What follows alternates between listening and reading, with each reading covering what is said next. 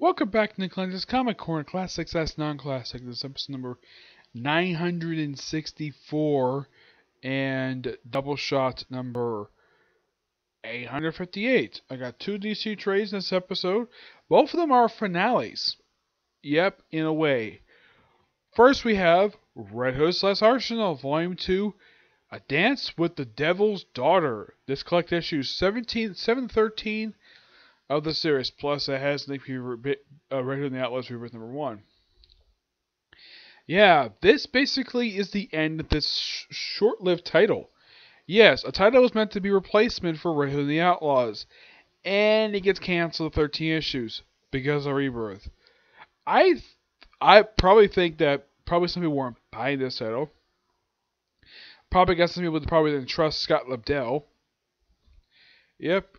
This one basically turns the character Joker's daughter, a character who Scott Lobdell... I mean, if you read these issues, it seemed like he had a pretty good idea what he wanted to do with her and wrote it properly. And plus, he did something no other writer ever bothered to do with this character. And this is something that I think a lot of people complain about this character, is that you never see her without her Joker's mask on. Yeah. Like, every time you see her before this series, she's always wearing this mask. Yeah, this is by far the first series ever that I can think of where you see her without her face on, without her Joker's mask face on. And yes, she is a quite lovely woman. Here's a kind of a good depiction of her face. Yeah, this is what she looks like without the Joker's mask on. And apparently she's some punk teenager. Okay. Yeah, oh yeah, and the way they draw her belly in here, I should point out though about her abdomen. Yeah, it's very similar how Tim Seeley draws the character Cassie Hack from Hack Slash. It's a very similar design. I'm not really sure why in the world teenagers are drawn like this in comic books, but well, mostly it's female punk characters that draw like this, where they have this sort of kind of roundish belly, not like they're not overweight. It's just that, well, it's probably muscle. Yes. And we also see her without this outfit on. Yes. This outfit she wears a lot. This torn up t-shirt says Daddy's Girl. This sort of coat, the purple gloves, the schoolgirl skirt, and the purple boots. Yeah, a lot of the time when you see Joker's daughter, she wears this outfit. Yeah. Here is probably the only time you see her wear normal clothes. Like, my gosh, it is something to see her wear normal clothing. Because almost any time you see this woman, she's always wearing this outfit. You never see her wear anything else. Yes. And I at least gotta praise the fact they made her interesting. Okay, this is kind of what she looks like wearing normal clothes. Oh, basically, it's a punkish attire. Black tank top, pants, boots.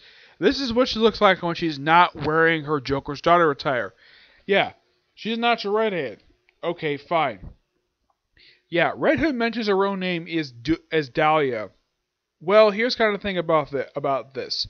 Is that Joker's daughter in the pre-Crisis continuity was in fact the daughter of, well, they kind of revealed that her last name was Dent, implying that she might be the daughter of Two-Face. Not the case. This character is actually the daughter of the Earth 3 Joker.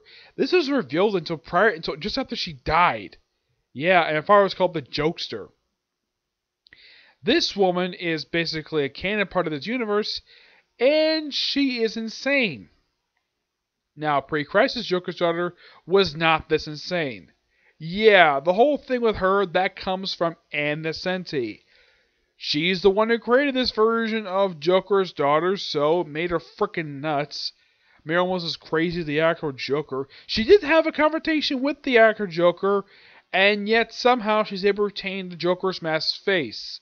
Despite the fact in Endgame, Joker's got his old face back. Here she's, when she showed up in the first arc for the Head to Comics came right after Convergence, she somehow got her face back. Never explained how, and this is technically the end of this character. She is defeated. Well, it was also revealed about this group known as the Iron Rule. Yeah, it was a group of mercenaries that arsenal formed in between Red Hood and the Outlaws Volume 1 and this series, where it basically the kind of good stuff around the world until it destroyed a village in Kuwait. And Roy Harper's like, nope, screw you guys, I'm leaving you guys to die. So apparently what he did something quite, I don't know how in the world he would do this. He reprogrammed a US drone to fire a bomb into this building where his group was. And he just drives away. And this guy's supposed to be the superhero. Yep, he's supposed to be the hero, and yet he apparently killed 6 people. And then it turns out, nope, none of them died. They got mutated. Somehow. Lobdell doesn't bother to explain how the heck these people managed to survive an explosion from a missile. Well, a small missile, yes. But the book never explains how the heck this group survived, and the fact that their boss is apparently Joker's daughter. Okay. Yeah, this storyline in here felt very rushed. We sort of have a partial redeeming for Joker's daughter, like, maybe it's going to be a character. And, well, she leaves, and then she leaves to go to the Joker's mask in the underground. And, of course, goes to counseling, though, which is basically with a drug counselor, not an actual physical therapist. Yeah, this is somebody sent to her by the person who tried to hire Ritter and Arsenal at the start of the series. And then, of course, she gets kidnapped by Iron Rule. And then after the series, she's never seen again. As far as I know, she never made a physical appearance outside this comic book for some reason. I don't know why. I mean, I would have thought maybe Roy Harper may have kept her on. Maybe as somebody in his Rolodex. But nope. She doesn't return after this. Neither does Joker's daughter. Yeah, as far as I know, she's not made an appearance since the series ended. And this was roughly 4 years ago. Yeah. Give this book it's a bit of improvement from the last book, but this book a 8.5 out of 10. Final thoughts on Red Hood / Arsenal. I mean, it seems that though when you read the series, the first 6 issues, he has a pretty good idea what he wants to do. And then, because he probably heard of Rebirth, he had to rush a serious conclusion and let a bunch of plot holes. Oh yeah, here's the thing. Okay, we don't see the woman, I think her name is Tessa, She is never seen again after the series concludes. Yeah, this series was the only time she showed up in the comic books. Joker's daughter completely disappears in comic books. Also, prior to this, her last known appearance was in, off the top of my head, I think it was just after Convergence. Actually it's in 2016, this was like 3 years ago. It was actually in Detective Comics was the last official time she was seen. Yeah, that was of course right after her appearance in Batman Eternal. Yep. So yes, I kind of wish that they would do something more with this character, but nope. Also, there's been hints of putting her in Arkham Asylum. Yeah, nobody wants anything to do with this character. I mean, if you look at any Bat book that's come out in the past 3 years, Batman, Detective, Nightwing, any book, or at least any book set in Gotham, none of them feature Joker's daughter. None of them do. I mean, Tomasi never did anything with her currently. James Robinson, none of the Bat writers want to touch this character. Not even Lobdell wants anything to do with this character anymore. Yeah, she doesn't even appear in the current Red Hood and the Outlaws book at all. She just completely disappeared. It's like she went off to jail and she's not seen again. Maybe it's good. Maybe it's good for the character. But as for the series itself, final thoughts. Okay start, rushed ending for the series. Alright, next up is technically I'm a final trailer review for this writer's run for this book. This is Action Comics Volume 5, What Lies Beneath. This collects Action Comics Volume 2, issues 25 to 29, and a story from Sacred Files, which is Volume 2, number 1. Yep. This book is technically the start of Greg Pak's 26 issue run. But yeah, he was in the book for over 2 years. And the stuff he does in here, this is kind of a partial setup to Superman Doomed, which comes right after this. Yep. Yeah. Of course, the first issue in here does kind of set up the storyline here, where you have the 0 year issue, which has Superman. saving Lana Lang's ship from being destroyed via a storm. And that seems pretty typical. And now, here's kind of the weird thing about this. Now, I remember when this comic came out originally, that there was a view about it, that apparently Superman, like, all he cared about was burning down a drug dealer's warehouse. And I'm reading this, I'm like, where the heck is that in here? Yeah. Technically, if you 25 already. In the case of Secret Files and Origins, yeah, this book basically leads into what happens 5 years prior to the present day. Yeah, it just simply put a retelling of Superman's classic origin story. From what I could tell, not much changed his origin story. Oh, also, Lee Bergermer basically doing the cover art for this one. Yeah, that's actually really good artwork. Yeah, it's just basically, like, it's pretty much, from what I can tell, not much different from how Superman's origin story was told before. It's just that, well, we see some brief time of Superman on Krypton. We see, well, the Science Council projecting Jor-El, the fact that the planet's gonna blow up. Yep. And them going on the rocket, and of course the Kent's finding him, and him basically doing his feats. And yeah, it's basically a modern retelling. It's one of the many modern retellings of Superman's classic origin story. Not much difference here. I mean, mostly the same except for some minor differences here and there.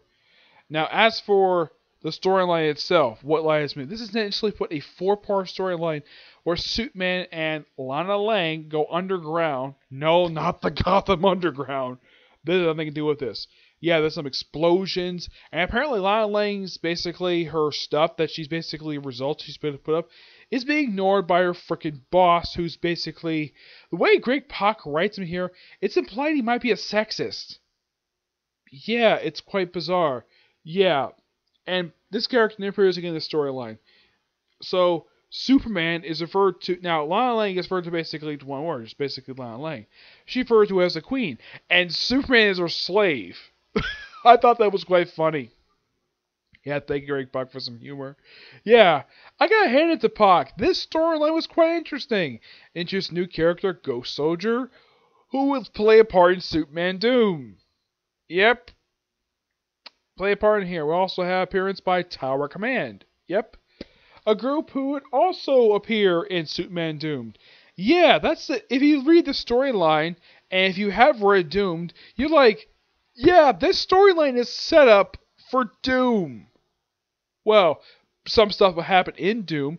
Basically, introduces the characters. You just go Soldier, Tower Command, the leader Harrow. Yeah, that's simply what it is. We also have a brief fight between Superman and Ghost Soldier in here. Yeah, that's really it. But this overall is a fun set of issues. I love them. It's really good. I know Frontivi is not a fan of this version of Superman, but if he had reread these issues and given a new point of view, a new perspective for them, he would actually kind of enjoy them because you gotta enjoy Greg Pak's writing. Yeah. But even though that Doom is not that good of a storyline, but this is actually pretty good. I'm going to give this book a 9.5 out of 10. It's really good. Final thoughts on Greg Pak's run. Starts off good. Doom was okay. The Aftermath was pretty decent for what it was, though he introduced a character who called himself the Ultra Humanite, even though it actually wasn't. Then you have a standalone issue featuring Bizarro, and then you have the Dark Truth storyline, which is mostly present-day stuff. Superman basically was stuff before Truth. That was actually a pretty decent storyline for what it was. And, of course, they referenced in that storyline with the whole, what happened in Batman and Superman. And then, like, you had the Savage Dawn storyline, which, that was kind of bizarre. That, basically, Dark Truth led into Savage Dawn, which had Superman get back his powers, because, we have Superman losing his powers, and then he's simply gaining his powers back in Savage Dawn. And then you had the finally Superman by Tomasi. Yeah. So, good start. Yeah, if you read this from here up until Savage Dawn, because if you look at pretty much Greg Pak's run, it's dominated by 3 crossovers. Doom, Dark Truth. Even though technically this wasn't a crossover, it's just basically a plot thread that spread up the entire Superman books. Superman, this series, let's see, there was also Superman Wonder Woman and Batman Superman. These 4 titles were all part of the Dark Truth storyline. And we even had an angle for Grayson have a loose tie into this as well, because you have Superman in his t-shirt and jeans, so that kind of has loose tie into it. Yeah, so Pac had a good start to it. Kind of a weak, and aside from the crossover stuff, like the stuff that are his own standalone story arcs, he only did, I mean, if you don't count the crossovers, he only did 2. Yeah, that's kind of weird. For Pac's entire run, he only did two major storylines. You have this, and you have the Aftermath of Doom, and of course the one for Bizarro, and that's it. Something that doesn't deal with anything. It's a self-contained story, not something that spreads to the entire Superman books. Yeah. I mean, anybody can tell that just by reading his run. It's like, okay, so look at Scott Snyder's run. Yeah, a couple books tie into what's going on in the book, but at least it's not like most of the era is dominated by crossover events. Yeah, as far as I can tell, I think that Snyder had about 3, but at least he had story arcs in the book that happened between. This doesn't like some of their big epic arcs per se, yes, but self-contained, yeah. That's simply what it was. Yeah. So, that's particularly it for this particular review. Stay tuned for my review of the newest episode of Attack on Titan and our Comic Corner, which I'm going to do 2 more DC trades. One is a Batman trade, the other, of course, is a crossover trade. You'll find what they are in my next videos, okay? My next video for this series, okay? See you in the next video. Bye.